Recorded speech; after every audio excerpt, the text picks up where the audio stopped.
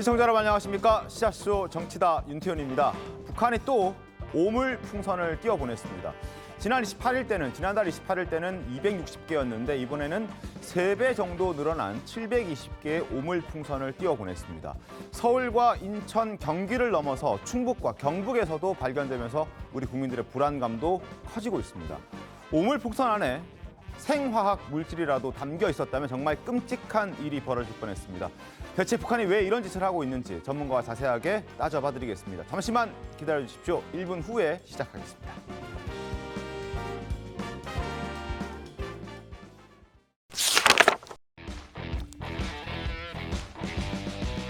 북한의 오물풍선 테러가 다시 시작됐습니다. 이번엔 무려 720개의 오물풍선을 띄워보냈습니다. 국민 불안감도 커지고 있는데요. 영상부터 만나보겠습니다. 우리는 그 쓰레기들이 유포시켜놓은 비루스를 깨끗이 박멸하였습니다. 우리는 비루스는 물론 남조선 당국 것들도 박멸해버리는 것으로 대답할 것입니다.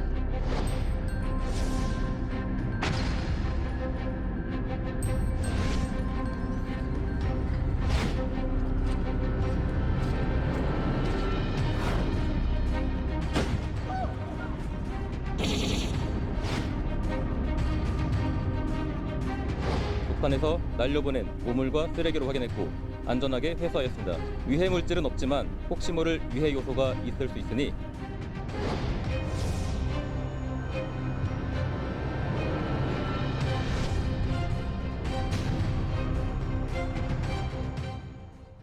자, 지난달에 살포한 오물풍선 260개, 어제 살포한 오물풍선 양은 3배 가까운 720개에 달합니다. 자, 풍선이 어떤 모습인지 저희가 설명을 좀 드리고 싶은데요. 한번 보겠습니다. 자, 오늘 영상입니다. 정말 커다란 풍선이 아파트 단지 내에 등장했습니다. 그리고 아래쪽에 달려있는 오물과 함께 저렇게 실에 매달려서 풍선이 이제 유유히 둥둥 떠서 우리나라까지 온 겁니다.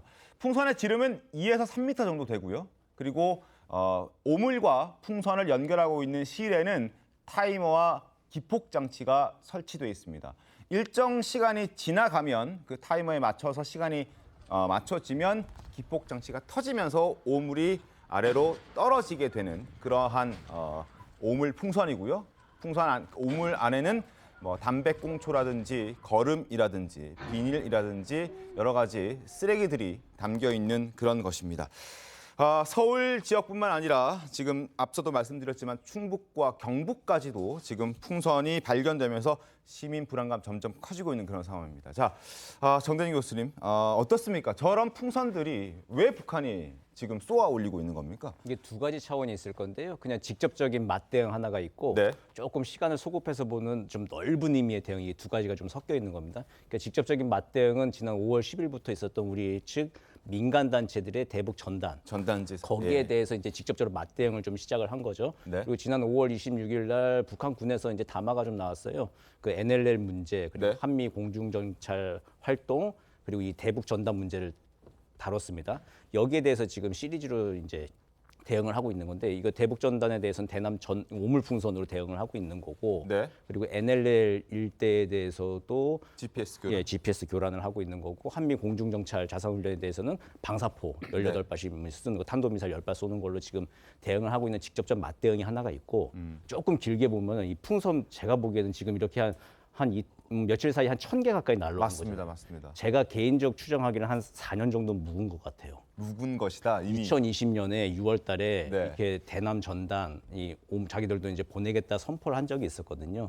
그때 한 전단 1200만 장 이상 찍겠다고 했는데 네. 그때부터 아마 준비를 해놓고 네. 아마 좀 묵혀놨던 것일 가능성이 더 높습니다. 그래서 이게 이번에 뭐 위성 발사 실패했다고 해서 갑자기 뭐 이렇게 1000개 풍선 만들어서 갑자기 띄울 수는 없는 거거든요. 이미 오래전부터 준비돼 있던 거를 네. 위성 발사 실패한 게 사실 또 조금 직접적인 원인이 될 겁니다. 위성 발사 성공을 했으면 만약 27일 날 밤에 네. 그랬으면 그거 이제 선전 영상물 만들어 가지고 대대적으로 지금 대내외 홍보하는 데 좀 열을 올릴 겁니다. 근데 그게 실패를 했으니 네. 미리 준비된 카드들 하나하나 기상 꺼내놓는 조건 것이다. 맞고 기술적 준비된 거대로 지금 꺼내놓고 있는 상황으로 봐야 할 것 같습니다. 4년 전에 준비된 게 앞서 12만 장이라고 하셨습니까? 몇 만? 1,200만 장. 1,200만 장. 그때 그렇게 1,200만 장. 어마어마한 양의 이제 지금 오물 풍선들이 준비가 되어 있고 그렇다면은 앞으로 더 이런 풍선들이 날아올 가능성도 배제할 수는 없겠네요. 예, 그렇죠. 더 준비되어 있을 걸로 보입니다. 알겠습니다. 풍선 안에 무엇이 담겨 있는지 아까 제가 잠깐 설명을 드리긴 했었는데요. 자, 오늘 저희 군 레이더에 잡혀 있는 사진도 공개가 됐습니다. 자, 화면 좀 보여드리면서 설명을 드리겠습니다. 자, 이게 바로 합동참모본부가 공개한 영상입니다. 자, 지금 뭔가 싹 지나가죠? 풍선이 저렇게 매달려 있고, 오물이 매달려 있고, 오물이 매달고 있는 풍선이 우리 군 레이더에 포착된 모습입니다. 참 저런 모습 흔히 보시진 못했죠. 어떻습니까? 그렇죠.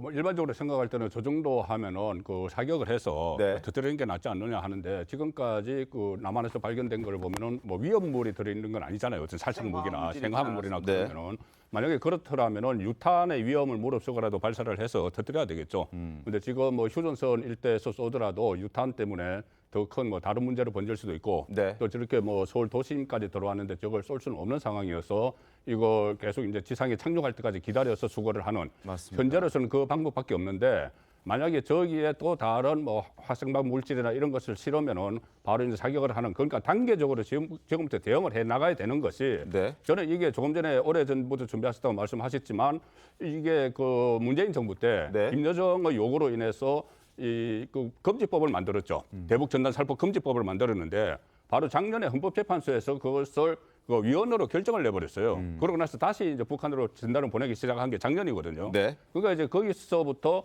맞대응 필요성을 느꼈고 특히 네. 최근에 보면은 북한의 큰 변화가 두 가지가 있는데 하나는 그겁니다. 하나는 남한을 동족이 아니고 주적 국가로 이제 간주를 하기 시작을 했고 맞습니다. 또 하나는 김정은 우상화가 본격화됐다는 보도가 계속 나왔어요. 그 마치 김일성과 김정일과도 동격으로 네. 같이 우상화한다. 그런데 김정은 우상화의 가장 큰 걸림돌은 대북 전단이라고 보는 거거든요. 대북 전단에서 여러 가지 뭐 김정은과 관련한 여러 가지 이야기들이 거기 또 담겨 있어요. 네. 그래서 대북 전단은 절대 막아야 되겠다는 생각에서 맞불 차원에서 네. 이렇게 날려보내기 시작을 했는데 이게 남남 갈등에 효과가 있다고 판단을 하니까 그 계속 보내는 것 같아요. 뭐 그럼 이거 뭐 재미를 좀 봤다라고 그렇죠. 판단하는 거군요. 보다 근본적인 대책을 마련할 때가 됐다고 봅니다. 알겠습니다.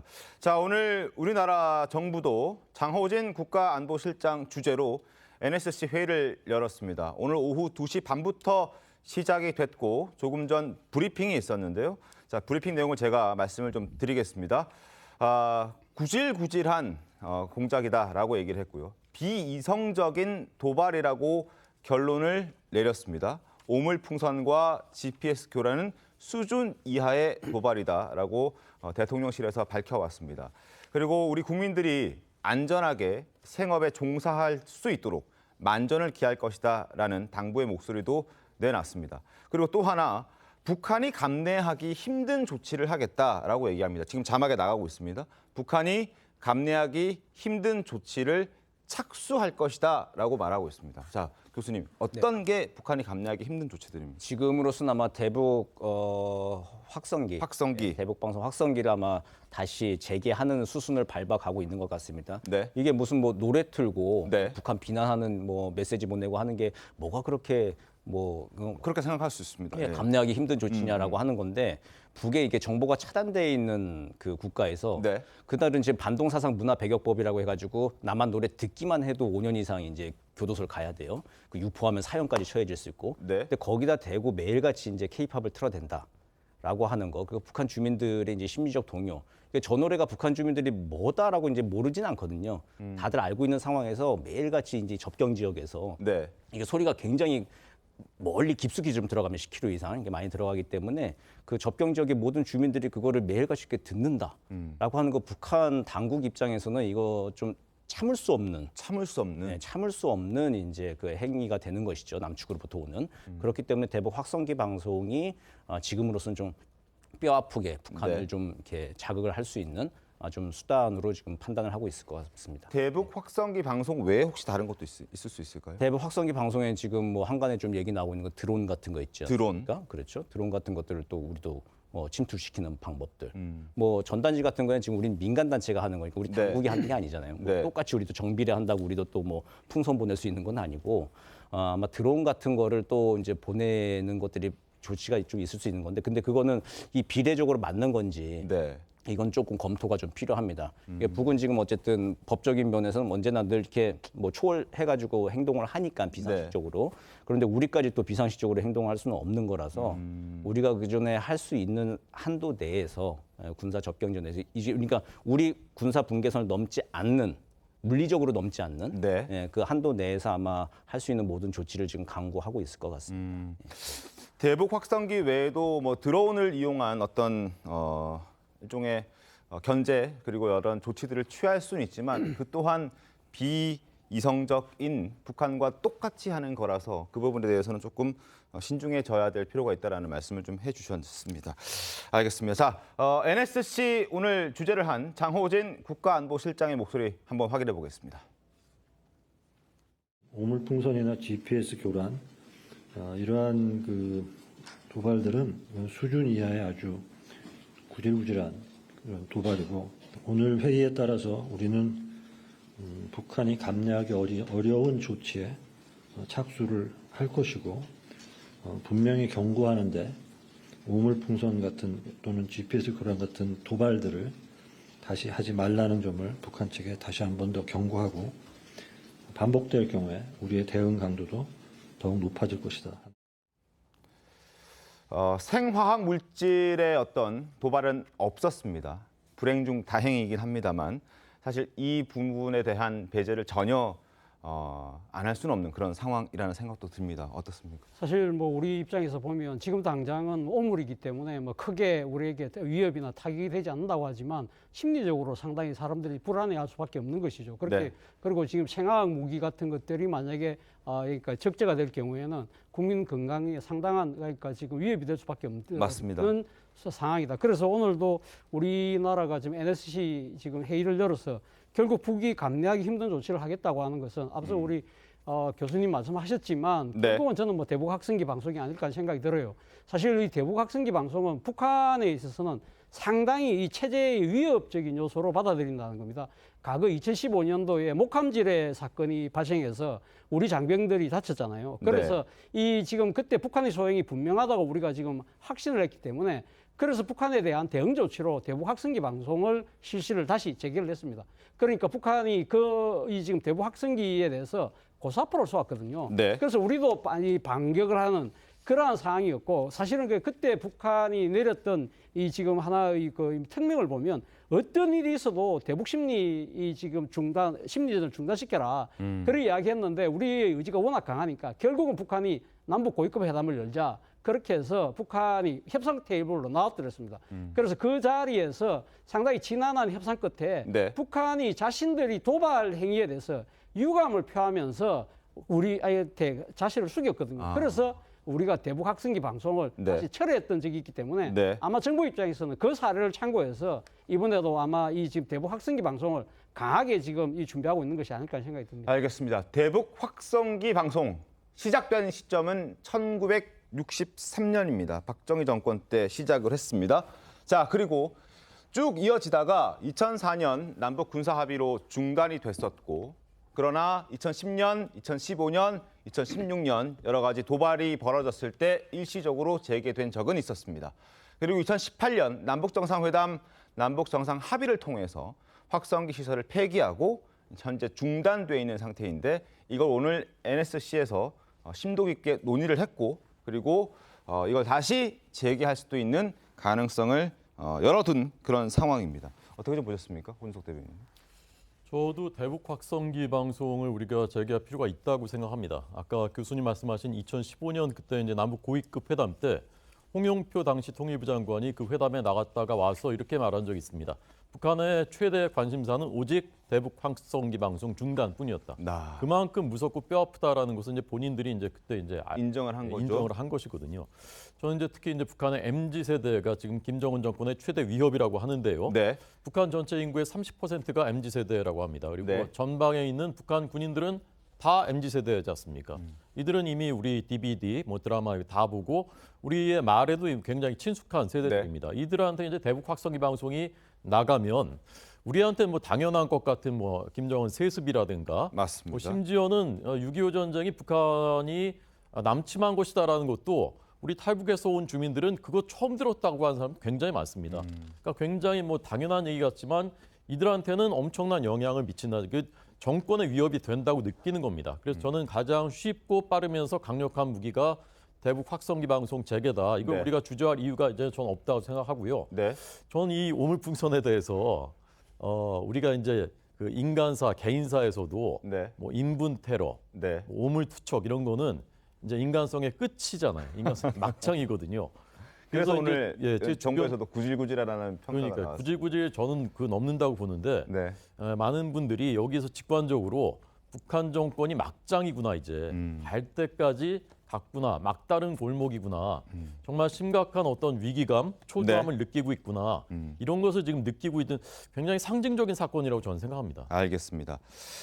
저희도 방송을 해드렸는데 얼마 전에 그 김일성이 좋아했던 김연자 씨 노래도 북한에서는 이제 금지됐다라는 얘기가 있어서 저희가 소식을 좀 전해드렸었는데 그 연장선에서 대북 확성기가 정말 북한 주민들에게는 커다란 위협, 북한 정권에 봤을 때는 커다란 위협이 되는 것이고 그래서 특단의 조치를 취하는 게 대북 확성기의 방송을 재개하는 것이다라는 평가들이 많습니다. 그리고 또 하나 수준 이하의 오물 풍선을 지금 우리나라에 보내오고 있는데 여기에 대해서 북한은 어떤 얘기를 하는지 김여정 위원장의 목소리를 들려드리도록 하겠습니다.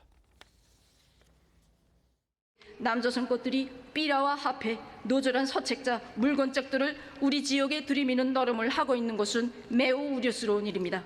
이놈들이 한 장난질에 의해 우리 인민의 머리 위에 얼마나 무서운 죽음의 구름이 떠돌았고 얼마나 많은 사람들이 불안 속에 머무림쳤습니까? 남조선 지역으로부터 어물들이 계속 쓸어들어오고 있는 현실은 언제까지나 수수방관에 둘 수만은 없다는 결론에 도달하게 합니다.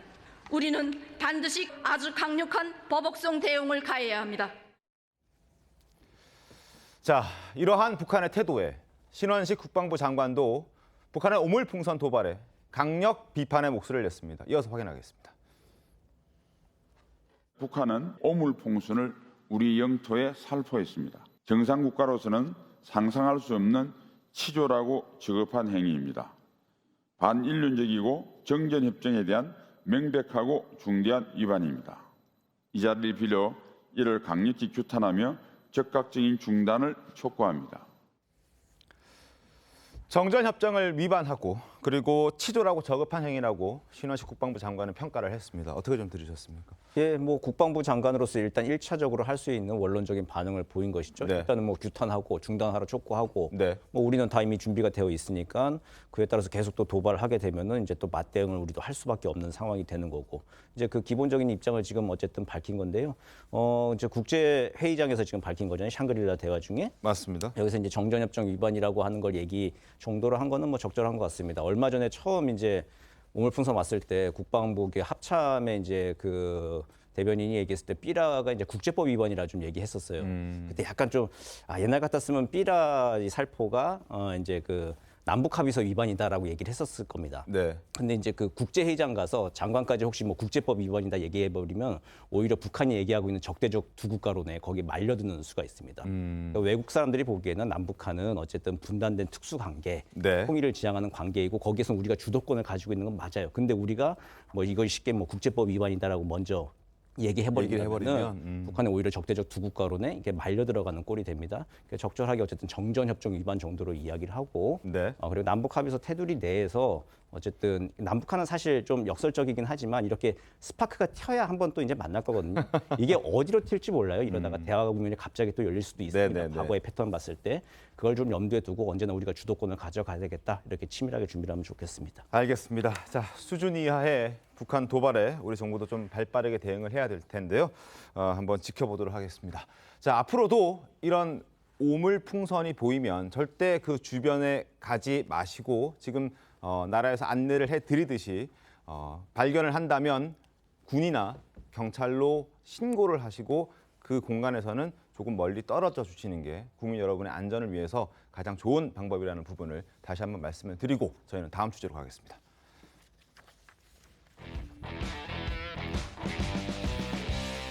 자, 김정숙 여사와 관련된 논란이 계속 이어지고 있습니다. 자, 기내식비로만 6,292만 원이었다는 사실이 알려졌고 어제 저희가 그 부분 자세하게 보도해드렸고 그리고 오늘은 특별 수행원 자격이었다라는 내용이 다시 한번 불거지고 있습니다.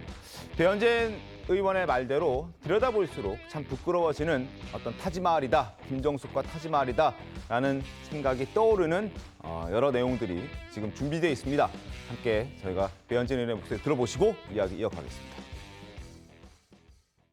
영부인의 외교라는 것이 우리 예산으로 사용할 수 있는 단독 외교라는 예산이 있지도 않은데 국가의 영부인은 민간인이지 않습니까? 예, 이 민간인을 위한 민간인이죠.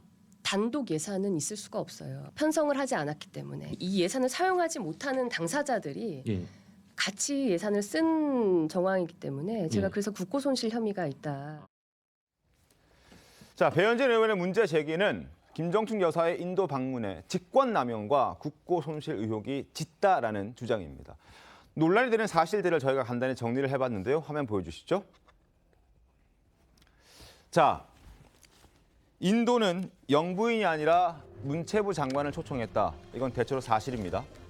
영부인이 아니라 문체부 장관을 초청했고 최고위급 인사를 계속 요청하길래 김 여사 방문을 알리자 인도 측에서 반색했다라는 겁니다. 장관 요구했는데 우리 측에서 먼저 김 여사가 방문하겠다라고 제의를 했고 그 이후에 이제 인도에서 요청이 왔었다라는 게 팩트입니다. 자, 이게 바로 우리가 공개한 배현진 의원실에서 확보한 자료인데요.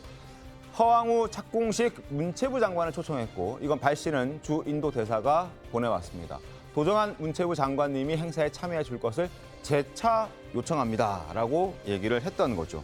그러나 나중에 결론적으로는 문체부 장관인 도종환 장관과 함께 김정숙 여사가 저 자리에 갔던 겁니다. 그러니까 결국 우리가 여기서 확인할 수 있는 건 인도가 처음에 요구했던 인물은 김정숙 여사가 아니었다는 거 아니겠습니까?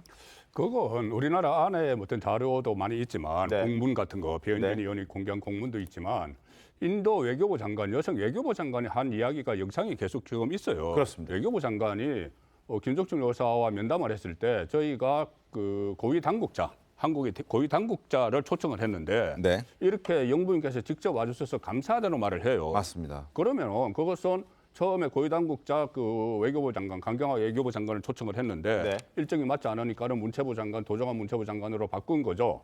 그런데 이 그 문재인 대통령은 회고록에서 그 모디 총리가 네. 처음에 문재인 대통령 본인을 다시 4개월 후에 와달라고 해서 그때는 내가 그 일정이 안 된다고 하니까 배우자가 와달라고 했다.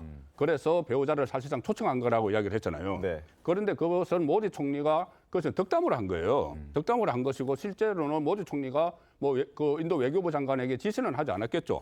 그 배우자를 영부인을 초청을 하라고. 그러니까 그 상황에서 어떻게 보면은 김정숙 여사는 본인이 갈 걸 알고 있었을지 몰라요. 네. 그런 이야기를 들었기 때문에. 그리고 본인이 그 4개월 전에 인도를 갔다 오면서 타지마할을 못 가서 좀 마음이 쓰인다 이런 이야기를 했다고 하잖아요. 네. 그래서 4개월 후에 본인이 갈 줄 알았는데 확인을 해보니까 초청장이 그 문체부 장관에게 간 거예요. 그때부터 다시 그러면 우리가 가겠다고 해서 이게 초청이 다시 초청장이 한 달 후에 다시 왔다. 이건 거의 다 밝혀진 사실이거든요.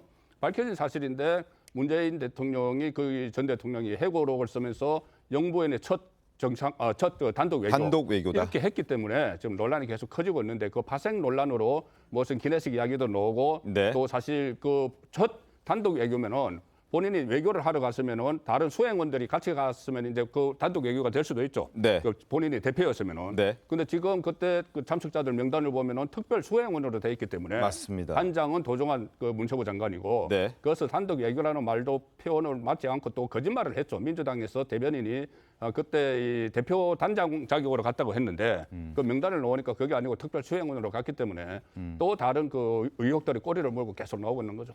자, 지금 송국권 본부장께서 말씀해 주셨듯이 저희가 사실 이 문제가 다시금 논란이 된 건 문재인 전 대통령의 회고록 때문이고 회고록 중에서 영부인 단독 외교라는 표현 때문에 이 문제가 다시 불거지기 시작한 겁니다. 그리고 지금까지 저희가 이야기를 해드리고 있는 것이고, 그리고 또 하나 지금 영부인이 단독 외교라는 것과 전혀 맞지 않는 주장들이 나오고 있는 것이 아까 제가 말씀을 드렸던 특별 수행원 자격으로 김정숙 여사가 인도에 갔다라는 겁니다. 그렇다면 이걸 과연 우리가 단장은 도종환 문체부 장관이고 거기에 특별 수행원으로 김정숙 여사가 따라간 것인데 이걸 우리가 단독 외교라고 이렇게 당당하게 말할 수 있느냐라는 지적이 있거든요. 강성필 대변인 어떻습니까? 그러니까 이 단독 외교라는 말은요, 사실 민주당에서도 과거에 이희호 여사님께서 왔다 그 행적이 있었기 때문에 논란은 사실 있는 겁니다. 근데 사실 이 본질이라는 게 지금 국민의힘에서도 단독 외교냐, 지금 그게 본질이 아니잖아요. 원래대로 지금 제기하고 있는 문제는 초청을 안 했는데 타지말 구경하고 싶어서 간 거 아니냐. 지금 그런 게 본질이잖아요. 그럼 그렇게 따진다고 하면 사실 이미 지역적인 문제지만 어쨌든 모디 총리가 김정숙 여사를 초청을 한 겁니다. 그렇기 때문에 결국 간 거고, 놀러 온 다른 나라의 영부인을 총리가 한가한 사람도 아니고 관저에 불러서 면담까지 하고 그 연설을 전국에 생중계하겠습니까? 그래서 그건 너무나도 비약적인 거고요. 그다음에 특별 수행원 얘기는 그렇습니다. 이게 어쨌든 간에 영부인은 공직자가 아닙니다. 그러니까 추상적이고 어떻게 보면 명예직인 거잖아요. 그런데 어쨌든 해외 순방이라는 것은 어떤 공식적인 나라의 행사고 공직자들이 주축이 되는 건 맞습니다. 그런 차원에서 공무원 중에서 가장 수장인 도종환 장관이 단장이 되는 것이고 또 추상적으로 영부인께서는 특별 수행원이 되는 겁니다. 그러니까 과거에 예를 들어서 홍석현 회장 같은 경우는 특사로 이렇게 임명을 했잖아요. 그래서 국회의원들이 수용해서 가기도 했지만 그렇게까지 하지 않고 어쨌든 같이 간 거에 대해서는 그렇게 이해를 하시면 될 것 같다. 저는 그렇게 이해하면 될 것 같습니다. 특별 수행원 자격에 대해서 전혀 문제가 없다. 네. 이런 입장이신 것 같은데요. 어떻습니까, 오늘 대변인? 황성필 부위원장님 조금 표정이 좀 힘들어 보이시는 것 같은데 이게 타지말 관광이요. 네. 제가 찾아보니까 한 300만 원 정도 하더라고요. 8일에서 10일 일정이. 그런데 이제 300만 원짜리를 퇴임하시고서 가셨으면 얼마나 국민들이 박수 치셨을까 생각합니다. 그렇게 가고 싶으셨는데 3억 7천만 원짜리 저는 관광을 3박 4일짜리 가셨다고 취재를 하면 할수록 저는 그렇게 생각이 됩니다. 네. 이 사실은 장관이 갈 만한 행사도 아닙니다. 제가 보기에. 이 디왈리 축제는요. 자매도시인 김해시 공무원들이 매년 가던 축제입니다. 그 행사입니다. 그리고 착공식이라고 하는데 문재인 대통령은 회고록에 개장식이라고 쓰셨는데 네. 착공식인데요. 네. 그게 원래 안 하던 공사, 원래 없었던 공원을 만드는 것도 아닙니다. 네. 원래 있었던 공원을 리모델링, 그것도 당시에 자료들 보면요. 이미 공사는 2018년에 진행되고 있었던 정황들이 있습니다. 조금 더 확장해가지고 리모델링 기공식하는 겁니다. 네. 이게 장관이 갈 행사입니까? 제가 보기에는 김정숙 여사께서 7월 달부터 본인이 이제 가고 싶어서 이제 그걸 이제 만들어 갔는데 네. 눈치 없는 아랫사람들이 제대로 이제 그거를 못한 겁니다. 그러다 보니까 막판에 몰리니까 갑자기 막 10월 말에 해가지고 10월 말에 사흘 만에 예비비 4억 원이 편성이 되고 네. 대한항공하고 갑자기 계약하고 네. 기내식이 6천만 원이나 배정되고 이렇게 해서 이제 결국은 가신 겁니다. 청와대 수행원이 13명이었는데 거기에 누가 포함되어 있습니까? 전속 요리사까지 포함되어 있고요. 맞습니다. 그다음에 지금 문다희 씨하고 돈 거래했다고 해서 계속 이제 소환하고 있는데 거부하고 있는 김정숙 여사의 단골 디자이너의 딸, 그 사람도 여기에 포함되어 있습니다. 그 사람들이 여기 이제 간 겁니다. 그리고 갔다 오셔서 김정숙 여사께서 불과 20일 만에 7일 날 귀국한 다음에 20일 만인 27일에는 네. 바로 체코 프라하에 가십니다. G20 정상회의 아르헨티나에서 열리는데 거기를 갔는데 중간 기착은 LA 같은 데서 하는 게 정상인데 갑자기 지구 반대편 거슬러 가셔가지고 체코 프라하에 원전 세일즈하러 갔다고 하셨는데 체코 대통령은 이스라엘 방문하러 그 나라 있지도 않은데 가서 원전 세일즈를 우리나라 탈원전하고 있는데 라고 했다는 겁니다. 2018년 11월은요. 네네. 우리 외교 역사의 치욕의 역사로 기록될 겁니다. 알겠습니다. 어떻습니까? 지금 그러니까 이 김정숙 여사가 저는 뭐 이렇게 단독의 형태로 해서 그러니까 그 당시에 그 인도를 간 부분에 대해서는 저는 뭐 그렇게 좀 바람직해 보이지는 않습니다. 좋아 보이진 않는다. 좋아 보이진 않는데 네. 문제는 지금 과연 지금 그 당시에 지금 이 문재인 대통령이 사실은 자신의 부인을 보내면서까지 이 행사에 참석할 정도로 상당히 그렇게 판단을 할 했던 이유가 뭘까? 저는 그걸 한번 따져볼 필요가 있지 않나 하는 생각이 드는데요. 사실은 그때 아까 말씀하신 것들은 허황우 기술공은 뭐 이게 지금 준공식이 아니라 착공식이라고 네. 했잖아요. 제가 1999년도로 기억하는데 제가 통일부 기자를 했어요. 네. 총리실 기자를 했는데 그때 당시에 총리였던 김종필 총리가 김 씨의 후손이에요. 그 김해 김 씨가 김수로 왕이잖아요. 김수로 네. 왕의 부인이 허황우고. 맞습니다. 그래서 그러니까 김수로 왕의 춘향 대제에 총리가 직접 참여했어요. 참여해서 그때 초원간인가 뭐 아흔간인가를 했는데 그런 행사를 할 때 제가 그때 이제 이 풀 기자로 따라가서 봤는데 정말 놀랬던 것은 이 지금 허황우가 아유타국의 후손이거든요. 그 아유타국의 후손들이 그 행사에 왔더라고요. 그러니까 2000년이라는 세월이 지났는데 인도에서 그러니까 이 대표를 보낼 정도의 상당한 그 지금 한국과의 그런 허황우를 계기로 한 그런 고리를 중심으로 해서 한국과의 관계를 어떤 식으로 만들어 나가려고 하는 그런 모습들이 대단히 중요한 행사였다라는 뭐 이런 행사라는 말씀이신 생각이 들고요. 거죠? 그러니까. 그리고 지금 앞서 말씀하신 것처럼 이 지금 모리 총리하고 아마 그러니까 지금 이 김정숙 여사가 단독으로 가기 한 4개월 전에 정상회담에서 이 이야기가 나왔다는 거 아닙니까? 네. 그래서 지금 우리 송국근 본부장님은 아마 모리 총리가 그 말을 했을 것 같은데 거기서 아마 덕담이라고 이야기를 했다고 하지만 아마 문재인 대통령이 느끼기에는 아니 뭐 내가 지금 이번에 와서 못 간다. 4개월 만에 다시 또 오기가 힘들다고 이야기하니까 부인 이야기를 모리 총리가 먼저 끄집어냈다는 이야기 자체가 아마 이 문재인 대통령 입장에서는 그만큼 이 지금 이 모리 총리가 한국과의 관계 개선을 위해서 자신의 부인이 오기를 알겠습니다. 원하는 것 자체를 네. 상당히 아마 비중 깊게 받아들이지 않았을까. 그렇다고 한다면 지금 그러니까 한 인도 정상회담의 환담록은 분명히 남아 있을 거거든요. 그거 한번 이 지금 여야가 국정조사 차원에서라도 한번 들여다보면 어느 정도 진실이 드러나지 않을까 하는 생각이 듭니다. 알겠습니다. 그게 그렇게 중요한 행사인지는 좀 따져봐야겠죠. 뭐 나라에 따라 좀 다를 수는 있지만 적어도 우리나라가 인도 델리라는 수도에서 벌어지는 행사도 아니고 거기서 좀 이격해 있는 다른 지역의 조그마한 지역에서 벌어지는 그 행사에 대통령까지 그리고 대통령의 부인까지 가는 게 격에 맞는 것이냐. 왜냐하면 인도에서도 요구할 때 처음부터 뭐 대통령을 요구했던 것이 아니기 때문에 공식 문서서 남아있는 것은 강경화 외교부 장관이었고 처음에 그리고 두 번째는 도종환 문체부 장관이었기 때문에 여기에 이 일정까지 바꿔가면서 김정숙 여사가 가는 게 맞느냐라는 부분에 있어서는 좀 따져봐야 할 필요가 있을 것 같습니다. 자, 그리고 뭐니 해도 여러 의혹 중에 이것저것 다 필요 없고 갔는데 가는 비행기, 오는 비행기 내에서 기내식 비용으로 책정된 돈이 무려 6,292만 원이었다는 부분은 저희가 한번 지금부터 집중적으로 따져보겠습니다.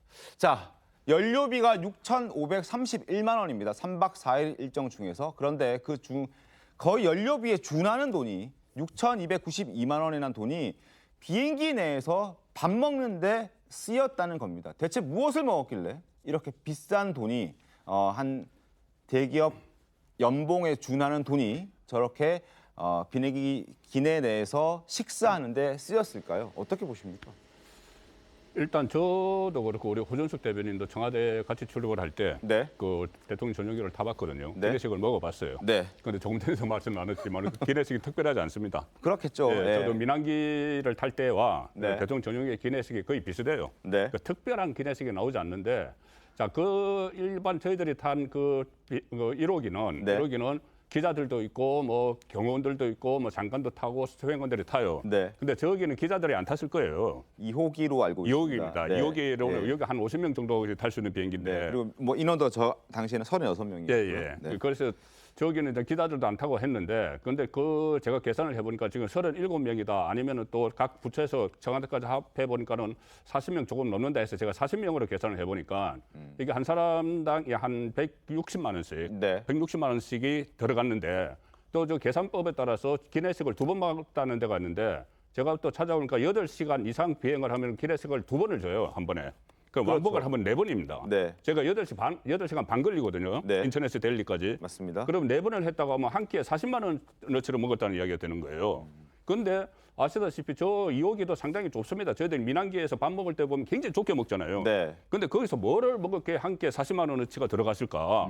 자, 그런 그 생각을 해보면은 뭔가 석연치 않은 것이 있고, 그리고 뭐 나머지 그러니까 수행원, 뭐 경호원도 있고 한데 그 경호원들 식단과 그 김영식 여사 식단이 또 같았을까? 네. 뭐 이런 것까지 하면은 저는 해명이 있어야 된다고 봅니다. 저 알겠습니다. 부분은 예. 뭐 아주 민감한 사안이기 때문에 네. 저 부분이라도 해명이 먼저 나와야 될 거로 봅니다. 알겠습니다. 저희 인천공항에서 인도 델리까지 가는데 걸리는 시간은 8시 30분 정도 걸립니다. 8시간 30분 동안 대체 저 비행기 내에서 몇 끼를 드셨는지는 저희가 아직 확인해 보지 못했습니다. 그러니까 6,292만 원만 쓰였다는 것만 확인이 됐을 뿐, 그리고 36명이 탑승했다는 것까지만 확인이 됐기 때문에 이걸 단순 계산하면 어제 국민의힘에서도 입장이 나왔지만 한 160만 원 정도 한 사람당 식비로 됐어야 된다라는 정도까지 얘기를 할 수 있지만 저 안에서 4끼를 먹었는지 2끼를 먹었는지 확인할 수 없기 때문에 끼니당 얼마까지는 저희가 참 말씀드리기가 조금 어렵다는 점, 그리고 송국관 본부장께서 말씀하셨던 것은 개인의 의견이라는 점도 다시 한번 말씀드리겠습니다. 예, 발언권. 예, 저도 뭐 저 청와대 출입 기자하면서 대통령 순방을 여러 번 갔습니다. 여러 번 갔는데, 그러니까 뭐 말씀하신 것처럼 저 대통령 정년기에 기내식이 특별하지는 않습니다. 네. 특별하지는 않은데, 다만 하나 제가 그러니까 조금 그 예외적인 경우를 한번 말씀을 드리면, 제 기억으로 2006년도에 나이지리아에 노무현 대통령이 갔었어요. 네. 그때 당시에 나이지리아라는 나라 자체가 상당히 좀 이렇게 여러 가지, 그러니까 이 식당이나 이런 부분들 인프라가 상당히 부족할 수 있기 때문에 그때 당시에 정부, 그러니까 전용기에 뭐가 실렸냐면 서바이벌 키트라는 게 실렸어요. 서바이벌 키트가 뭐냐? 그럼 거기 간 그 수행원들과 기자들이 네. 그러니까 그 현지 식당을 먹기가 상당히 조금 음식의 질이 열악할 수 있으니까, 예를 들면 햇반을 비롯한 여러 가지 먹거리들을 잔뜩 진짜 비행기가 무거워서 뜨지를 못할 정도로 싣고 갔는데, 네. 그거를 제 기억으로는 그때 당시 그때 이 전용기를 그러니까 임대해줬던 대한항공에서 다 모든 걸 제공을 했거든요. 자, 그런 식의 논리를 따지고 본다고 한다면 이번에 기내식이라는 것이 단순하게 비행기를 타고 갈 때만 먹는 것이 아니라, 네. 예를 들면 그 현지에 대통령 일행이 도착했을 때 이 기자실을 차리고 본부를 차리고 하면서 거기에 수행원들이 대기하면서 먹는 모든 음식까지 아마 항공사들이 일괄적으로 아마 지원을 해준 그런 식의 계약을 했을 가능성이 되게 높다. 물론 알겠습니다. 그렇게 따진다 네. 하더라도 6천 몇백만 원이라면 제가 생각해도 상식적으로 너무 높은 수준입니다. 알겠습니다. 뭐 나이지리아와 인도를 단순 비교하기는 좀 어려울 수도 있을 것 같고, 그러나 어쨌든 그런 가능성까지, 그러니까 꼭 비행기 안에서 먹는 음식만 준비를 했던 것이 아니라 현지에 가서 혹시 현지 음식이 입에 맞지 않았을 때를 대비한 음식까지 준비를 하는 과정에서 좀 거금이 들어갔을 것이라는 말씀을 해주셨는데, 그렇다고 하더라도 6천만 원이 넘는 금액은 너무 많다라는 지적들도 나오는 게 사실입니다. 자, 그리고 또 하나 여기서 짚어봐야 될 게 바로 이겁니다. 대통령 전용기를 이용할 때 휘장을 사용한 걸 두고도 지적이 많이 나오고 있죠. 지금 특별 수행원으로 갔다고 하지 않습니까? 그러면은 저 수행의 단장은 도종환 장관이었고, 도종환 장관이 단장이라면 대통령 휘장을 사용하는 것 또한 문제가 되는 것 아니냐라는 지적이 나옵니다. 어떻습니까?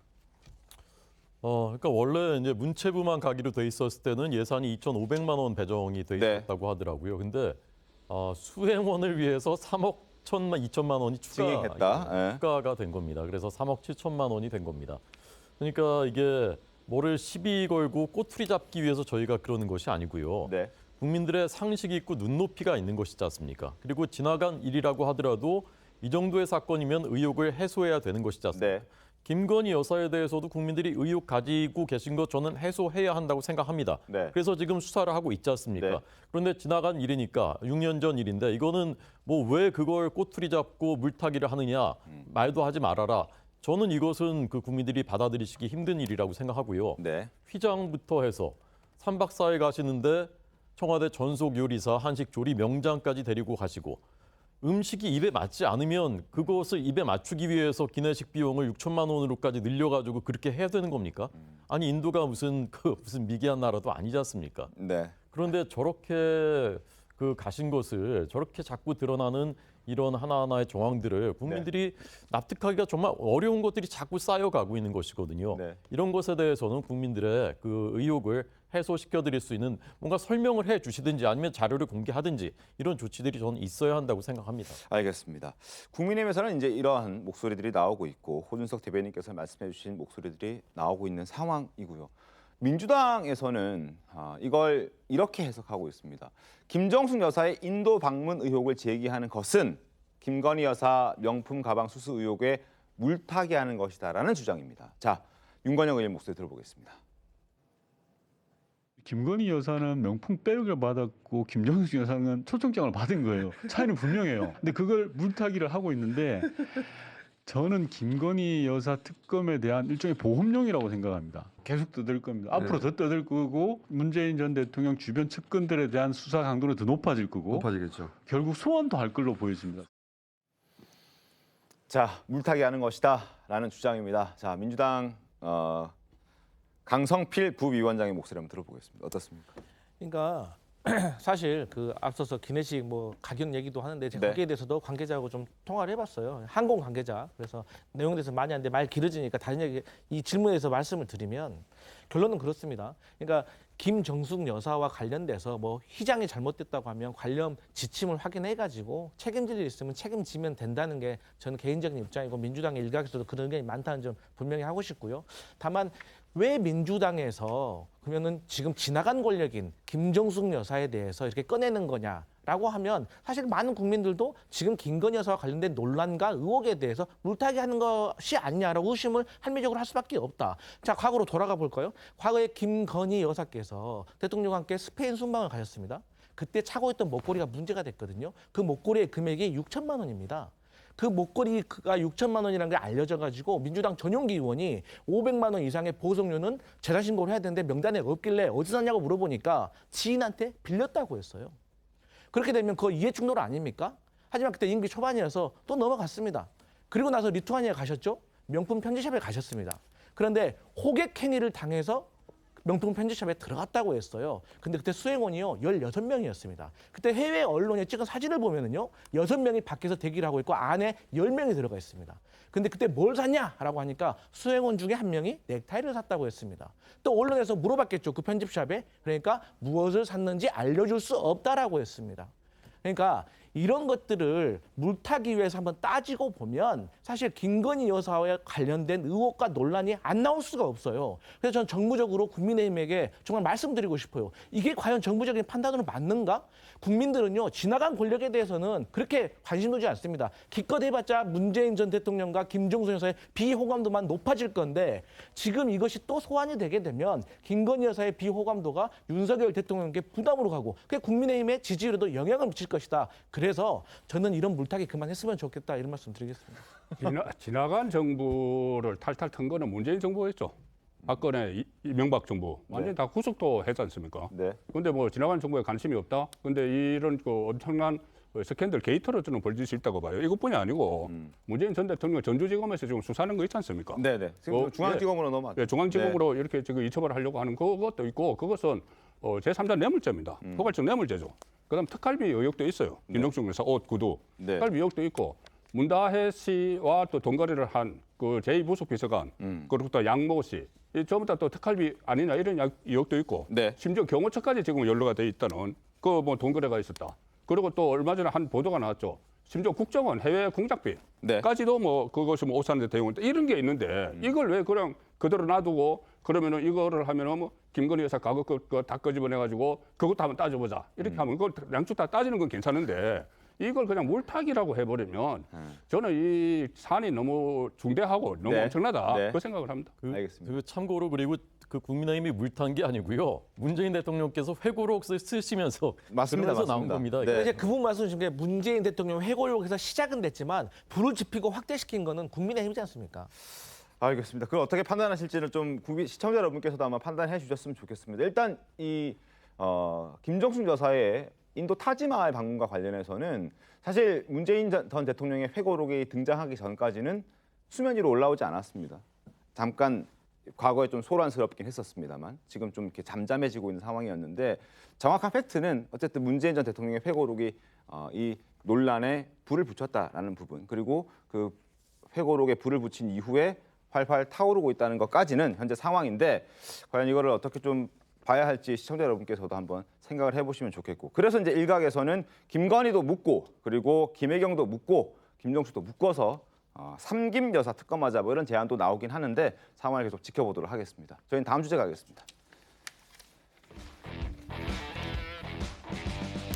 자, 최태원 SK그룹 회장과 노소영 아트센터 나비관장의 이혼 소송. 자, 최태원 회장이 1조 3천억 원이 넘는 재산을 분할해줘야 한다고 합니다. 재산 분할 대상에는 최 회장의 동거인 김희영 TNC 재단 이사장 측에 지출한 219억 원도 포함이 됐습니다. 노소영 관장 측의 이야기 들어보겠습니다. SK 주식 자체가 혼인 기간 중에 취득된 주식이거든요. 그러면 그거를 선대 최정현 회장으로부터 상속받은 돈을 가지고 산 주식이 그대로 지금 확대되면서 유지돼 왔다 이런 게 이제 상대방 측 주장인데 그런 증거가 없고 실제로 부부 공동 재산으로 형성이 돼서 30년간 부부 생활을 거치면서 확대됐으니까 같이 나누는 게 맞다는 것이 지금 재판부의 판단인 것 같습니다. 이 자료는 재판장이 초반에 굉장히 깊게 얘기한 것처럼 재산 분할은 혼인생활 파탄의 규칙과 상관없이 가진 재산을 나누는 거고 이 자료는 그거하고 상관없이 잘못한 사람이 피해자한테 주는 금액이니까 아마 뭐 이렇게 잘못한 게 많다고 초반에 굉장히 많이 말씀하신 것 같아요. 그래서 많이 올라간 것 같습니다. 자, 먼저 재산 분할 1조 3천억 원에 달하는 그 재산 분할 중에서 219억 원이 그 김희영 씨, 그러니까 최태원 회장의 동거인에게 지출됐던 그 금액도 이제 분할의 대상이 됐다라고 하는데 이 219억 원은 누가 책임지고 해야 됩니까? 어차피 최태원 회장과 이제 김희영 동거인이 김희영 씨가 어찌 보면 경제 공동체지 않겠습니까? 네. 그래서 그 부분을 이미 그 대상에 재산 분할 대상으로 봤기 때문에 네. 이건 뭐 두 분이서 해결하면 되는 것인데 실질적으로는 아마 최태원 회장이 부담하지 않을까라는 생각을 해봅니다. 네. 그러니까 이 사건으로 인해서 이게 상간자에게 쓴 비용도 재산 분할의 대상에 들어간 것이 처음이지 않느냐라고 얘기하시는 분도 계시지만은 김시철 재판장 같은 경우는 작년 2023년도 1월달에 그때도 이혼 재판이었는데 그때도 상간자에게 사용한 돈도 재산 분할의 대상에 포함된다고 했어요. 아하. 그러니까 이번에 나온 어떤 그 판례의 내용이 액수가 커서 이게 조금 주목을 받은 것이지 기존에 어떤 김시철 재판장이 수많은 이혼 사건에서 했던 법리를 그대로 녹여냈던 것입니다. 알겠습니다.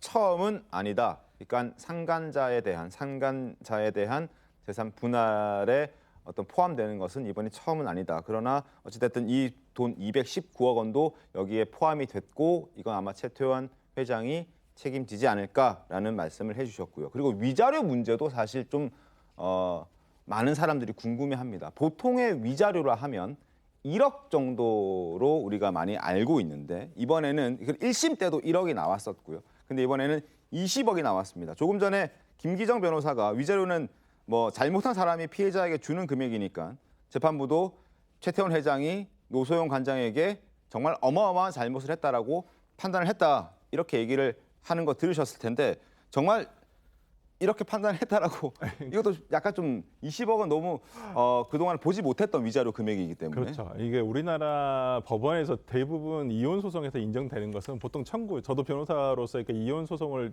청구할 때 위자료는 보통 3천만 원 내지는 5천만 원을 청구합니다. 일반적인 경우에는 1억을 청구하는 경우도 굉장히 고액입니다. 이게 왜 그러냐면 보통 법원에서 지금 이렇게 정례화적으로 관행적으로 정해진 금액이 보통 3천만 원을 청구했을 때 1,000원에서 1,500만 원이거든요. 부정행위가 있었을 때. 그렇기 때문에 어찌 보면 1억을 청구할 때 이제 뭐가 부담이 되냐면 뭐 재산이 넉넉하게 계신 분들은 상관이 없지만은 법원에 내는 인지대가 있습니다. 그렇죠. 그 금액이 굉장히 커요. 그렇기 때문에 1억만 하더라도 몇백만 원이거든요. 그렇다면 노소영 재판도 인지대가 뭐 수십억 원이라고 거의 100억 원에 아마 1, 2심 다 하면 거의 100억 원 정도가 들어갔을 텐데요. 그러니까 그런 부분들이 있기 때문에 이 자료를 고액을 청구할 수가 없는 것입니다. 그런 면에서라면 이번에 30억을 청구했는데 20억이 인정됐다는 것은 굉장히 고액이고 아마 앞으로도 이런 위자료 판례가 나오기가 쉽지는 않을 텐데 저는 근데 한편으로는 긍정적으로 생각하는 게 이렇게 부정행위의 상대방은 굉장히 고통이 큽니다. 정신적인 고통이 큰데 기존의 대한민국 법원에서 인정되던 그 위자료 액수는 그 고통 받은 거에 비하면 굉장히 적었다고 볼 수가 있기 때문에 저는 오히려 이번 판결을 이후로 조금 이 부분에 대한 조금 법원에서도 조금 보정이 됐으면 좋겠다라는 생각을 해봅니다. 알겠습니다. 자, 이혼 소송 여기 한 건이 있고요. 그리고 그 나비센터 이제 철거 문제 그게 또 한 건이 있습니다. 지금 총 재판이 3건인데 마지막에 한 건은 바로 노소영 관장이 최태원 회장 동거인 김영 이사장을 상대로 30억 원의 손해배상 청구 소송이 현재 진행 중입니다. 8월 22일 날 1심 선고가 나오는데 아마 이 위자료 20억 원이 아마 노소영 관장에게 이번 다른 재판에서 유리하게 작용하지 않을까라는 전망도 나오던데 어떻습니까? 승소한다는 것은 뭐 명확하죠. 이미 관련 사건에서 판결이 나왔기 때문에 그런데 또 20억이 될 것이냐라는 부분은 조금 의문이 있습니다. 그러니까 어찌 보면 이혼 소송에서 상간자는 보통 같이 소송을 위자료를 청구를 같이 하기도 합니다. 그런 경우에 이제 법원에서는 부진정 연대 채무. 그러니까 이게 무슨 의미냐면 같이 책임을 져라. 근데 이 같이 책임을 진다는 게 반반씩 내라는 게 아니라 누구 한 명이라도 20억을 부담할 수 있으면 그냥 내면 되는 것이거든요. 그렇기 때문에 따로 이게 지금 별도의 소송을 제기하고 있습니다만은 아마 액수가 뭐 이번 최태원 회장과의 소송처럼 이혼 소송에서처럼 20억이 되지는 않을 것이고요. 이 20억 원이라는 손해배상액을 고려해가지고 아마 액수가 정해지지 않을까 싶습니다. 알겠습니다. 재판부가 최태원 회장을 질타했다는 내용도 많이들 전해져 있는 상태죠. 자, 이번 판결로 최태원 회장이 언급했던 이른바 행복의 조건이라는 게 있습니다. 그리고 과거 노소영 관장의 관련 발언도 상당히 회자가 되고 있는 그런 상황입니다. 어떤 목소리를 최태원 회장이 행복의 조건으로 얘기했는지 한번 들어보겠습니다. 어떤 순간에 행복을 느끼십니까? 자유인 것 같습니다. 라면 하나를 먹더라도 아무도 간섭 안 하고 내가 출출한데 그냥 내 스타일의 내 라면을 끓여다가 그냥 내 혼자 몰래 그냥 딱 다 먹었습니다. 이거 딱 하게 되면은 그날 기분이 또 이게 아주 좋습니다. 뭐 불편한 사람하고 어려운 자리에서 막 이걸 아무리 좋은 소고기를 준들 그게 그렇게 맛있거나 행복했겠습니까라는 생각이 들어요. 남녀 간의 사랑도 영원할 수 있다고 생각하기 때문에 사랑의 감정이 있는 거죠. 영원히 가야 되는데 그게 중간에 끊어졌잖아요. 남자친구가 떠났어. 엄마가 돌아가셨어. 그러면 내 영원성, 무한성이 그게 잘라져서 유한하게 돼버렸기 때문에 슬픈 거예요. 자, 행복의 조건 어떻게 좀 들으셨습니까? 저는 1심 재판부보다 2심 재판부가 다 20배를 판결을 했거든요. 그 위자료도 20배. 그렇죠. 660억 원에서 재산 분할도 20배예요. 그렇네요. 그런데 그 차이가 뭘까 보니까 1심 재판부가 인정하지 않은 그 노태우 전 대통령의 기여가 이제 일단이 됐는데 그거 외에 2심 재판장이 상당히 이 경각심을 일깨워 주려는 판결을 한 것 같아요. 2심 재판부가. 2심 재판부가. 그러니까는 그 일부 일처제의 중요성, 그리고 또 남성들의 일탈 여러 개에 대해서 상당히 경고를 하는 판정을 내린 게 그 1심에서 안 나왔던 것 중에서 가령 예를 들어서 세 자녀의 호소문이라든가 아버지를 탓하는 아니면은 그 최태원 회장이 노소영 관장에게 보낸 편지 있지 않습니까? 그런 것도 보면은 그 암 투병을 하고 있는 그 상황에서 편지를 보내서 동거인이 뭐 이혼을 했다. 그러니까 우리도 빨리 이혼을 하자는 식의 편지를 보낸 것. 네. 이런 것을 그 재판 그 기록에 굉장히 중요시하게 봤더라고요. 그래서 조금 전에 최태원 회장이 이야기한 행복이란 것이 네. 그게 보편적으로 받아들일 수 없는 행복이 아닌가, 그 행복은. 뭐 그런 생각을 하고 어쨌든 이것 때문에 앞으로도 이 이혼 소송이나 네. 일반 이혼 소송이나 조금 전에 아직 남은 것들이 있지 않습니까? 네. 그 나비 그 LG 아트센터에서 나오는 네. 문제 이런 것도 다 저는 큰 영향을 미칠 걸로 봅니다. 알겠습니다. 그리고 정치권 인사들도 한마디씩 거들고 있습니다. 홍준표 대구시장도 마찬가지고요. 그리고 이준석 개혁신당 의원도 한마디씩 거들고 있는 그런 상황인데요. 정치권에서도 전반적으로 호준석 대변인님 네네. 일단 노소용 간장 편을 좀 들어주는 듯한 느낌입니다. 정치인들이 여기에까지 꼭 그렇게 코멘트를 해야 되는 건지는 전 잘 모르겠는데. 뭐 말씀하시기 좋아하는 분들이기 때문에 아마 저렇게 얘기를 한 것 같은데요. 뭐 어쨌건 이제 세인들의 관심사이기도 하니까요. 네. 이제 앵커께서 물어보시니까 저도 한마디 보태자면 아까 이제 노 관장님이 무한성, 영속성을 말씀하셨는데 사람이 무한성, 영속성 갖기가 어렵죠. 네. 사람이 다 이제 약한 존재이기 때문에. 네. 그렇기 때문에 구속하는 겁니다. 혼인이라는 제도를 통해서. 그리고 혼인 서약을 하는 거죠. 네. 많은 증인들 앞에서 서약하는 것이지 않습니까? 내가 하기 어렵지만 그래도 사랑을 무한하게 영속하게 지키기 위해서 노력하겠다고 하는 것이지 않습니까? 맞습니다. 자, 그러기 위해서는 이제 제 개인의 행복과 자유를 때로는 희생해야 되는 겁니다. 자유민주주의는 자유를 가장 중시하는 가치이지만 그렇지만 남의 자유와 행복을 침해할 때는 내 자유와 행복이 제한되는 것이 자유민주주의지 않습니까? 그런 판결을 이번에 상징적으로 잘 재판부가 하셨다고 저는 생각합니다. 알겠습니다. 자, SK 측, 최태원 회장 측에서는 당연히 이제 3심까지 가져갈 것으로 예상이 되고 있는데 항소심 재판부가 이런 얘기했죠. 노태우 전 대통령의 비자금이 그룹을 성장시키는데 큰 역할을 했다라고 보고 이 판단을 내린 것 같다라는 평가들이 많습니다. 그렇다면 SK 측에서는 이렇게 얘기하죠. 자, 노태우 전 대통령이 그럼 도와줬는데 그게 노소영 관장이 도와줬다라고 볼 수 있느냐라는 지적을 최태원 회장 측에서는 할 수 있습니다. 그래서 이제 3심의 판단이 더 궁금해지는 대목이긴 한데요. 이건 어떻게 좀 봐야 되겠습니까? 그러니까 우리가 재산 분할의 대상을 어떻게 판단하냐면요. 재산을 형성하고 네. 유지하는 것입니다. 그런데 제일 처음에 우리가 결혼을 할 때 뭐 그러니까 남자분 집에서도 신랑 집에서 아니면 신부 집에서 같이 살아라 하면서 돈을 줄 때도 있잖아요. 근데 네. 지금 이 같은 경우가 이제 300억 원의 어떤 성격이 뭐 비자금이냐 아니다 이것도 지금 논란이 되고는 있습니다만 어찌됐든 간에 돈이 같다는 사실은 인정이 된 거지 않겠습니까? 그렇다고 네. 한다면 이 돈이 노소영 관장이 없었다라고 결혼하지 않았다면 좋겠습니까? 그렇지는 않았다는 것이죠. 그렇기 때문에 혼인으로 인해서 어떤 기여가 된 돈이다라고 네. 보기 때문에 이 부분을 재산 분할의 대상으로 포함시킨 것으로 보입니다. 알겠습니다. 자, 다음 달 21일에 일단 나비 아트센터 이거 방을 빼냐 마냐 이제 1심 선고가 있고요. 그리고 김희영 씨와 관련된 손해배상 청구 소송도 그 다음 달 8월 달에 또 선고가 있습니다. 두 번의 재판에 1심 선고가 더 이어질 예정인데 한번 지켜보도록 하겠습니다. 다음 주에 가겠습니다. 자, 대전에 대표 빵집이죠. 성심당을 두고 월세 논란이 굉장히 큽니다.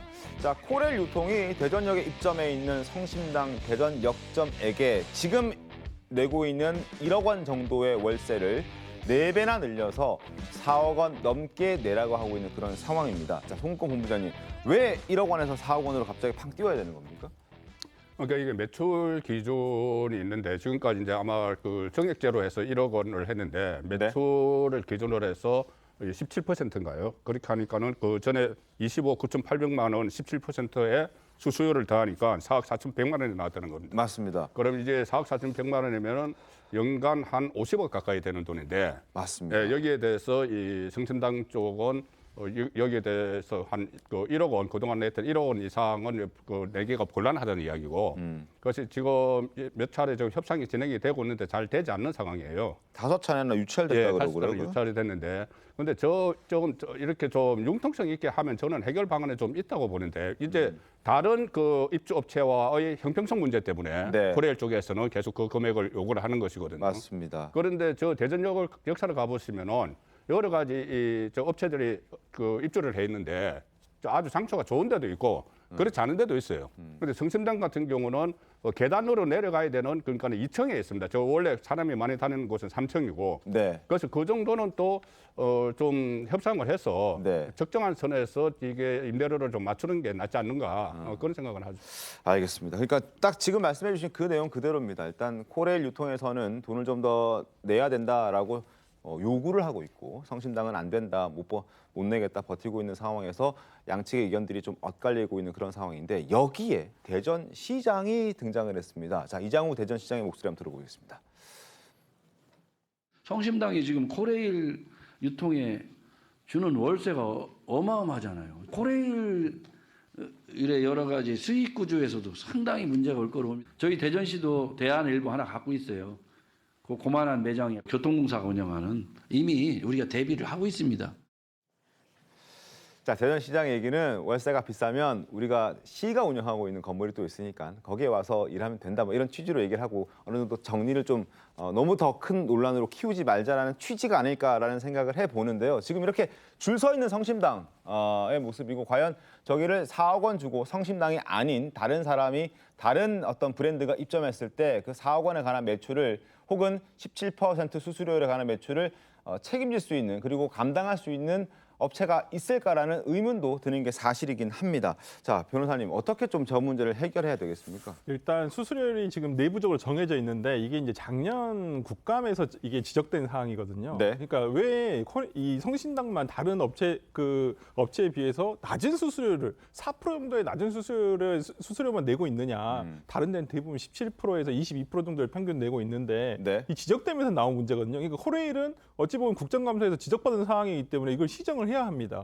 계속된다면 이게 분명히 불이익을 입을 수가 있기 때문에. 근데 이러한 상황에서 4억 원씩 그러니까 1년에 한 50억이 되는 수수료를 내면서 있을 업체가 어디 있겠습니까? 네, 그러면 네, 차라리 네. 건물을 지어서 나가더라도 이거 자기 재산이 되는 건데 그렇기 때문에 지금 양쪽 다 맞는 말을 하고 있어요. 근데 네. 이 부분에 대해서 아까 저는 송국권 본부장께서 얘기하셨다시피 조금 대승적인 차원에서 좀 조정을 해야 되지 않겠느냐. 이걸 뭐 지금보다는 조금 올려야 되겠지만은 그렇다고 예를 들어 17%까지 올린다면 제가 성심당을 운영한다 해도 1년에 50억짜리 건물을 하나씩 짓는 게 더 낫지 네. 굳이 대전역점에 있을 필요가 있을까 싶습니다. 알겠습니다.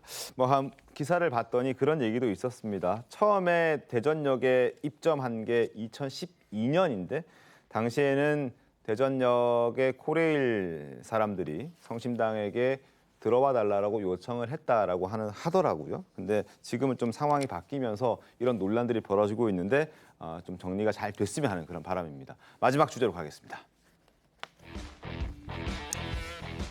자, 최근 지리산과 덕유산 일대에 반달 가슴곰 56마리의 위치가 파악되지 않고 있다는 소식 때문에 불안해하는 분들이 많으실 겁니다. 자, 저기에는 총 89마리의 반달곰이 있고 그 반달곰에게 위치 추적기가 부착이 됐는데 이 중 56마리가 사라진 겁니다. 자, SNS에도 곰을 만났다는 글들이 지금 연일 올라오고 있는 그런 모습이긴 하던데요.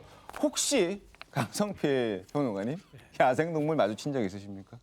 야생 동물은 마주친 적이 없는데 이제 그 고라니 같은 경우는 종종 고속도로에서 본 적이 있어요. 근데 사실 우리가 얼마 전에도 팬더 얘기했잖아요. 팬더 나오면 얼마나 좋겠습니까? 앞에서 귀엽고 떼굴떼굴 굴러가니까. 근데 반달곰은 너무 무서운 것 같아요. 근데 제가 그 반달곰을 만날 확률을 보니까 1%라고 해요. 네. 그래서 저는 일단 이 시민들의 안전을 위해서 반달곰에 대한 어떤 관리를 더 잘해야 되는데 인식기가 붙어 있다는 것에도 불구하고 저렇게 돌아다닌다고 생각하면은 이건 문제가 상당히 심각한 것으로 보여진다. 그래서 대책을 강구해야 되지 않을까 이런 생각 들어봅니다. 알겠습니다. 자, 뭐 그 등산로만 벗어나지 않으면은 큰 문제는 없다라고 얘기는 하고 있지만 그래도 불안한 건 사실입니다. 그렇다면 만약에 반달 가슴곰을 실제 등산하다가 만나게 되면 어떻게 해야 될까요? 자, 바로 보여드리겠습니다. 자, 반달 가슴곰을 만나면 일단 뒷걸음을 치면서 도망을 슬금슬금 가야 합니다. 등을 보이면 반달 가슴곰이 쫓아온다고 하는군요. 그리고 높은 바위를 찾아 오르기도 하고 그리고 뭐 던지고 휘두르며 저항을 하는 모습도 하는 방법도 꽤나 유용하다라고 전해지고 있습니다. 그리고 사실 이 곰이 좀 둔하게 생겼지만 우사인 볼트, 잘 아시죠? 세계에서 가장 100m가 빠르고 그리고 세계 신기록 보유자인 우사인 볼트보다 훨씬 더 빠르게 달릴 수 있다고 합니다. 우사인 볼트가 시속 40km로 달릴 수 있다고 하는데 곰의 달리기는 시속 50에서 60km까지 우사인 볼트보다 훨씬 빠르다라는 부분까지 말씀을 저희가 좀 드리겠습니다. 자, 반다이 가슴곰에 대한 설명까지 좀 전해드렸고요. 저희는 다음 주 토요일에 오후 5시 40분에 더 재미난 소식 가지고 인사드리도록 하겠습니다. 이어지는 뉴스7도 많은 시청 바라겠습니다. 고맙습니다.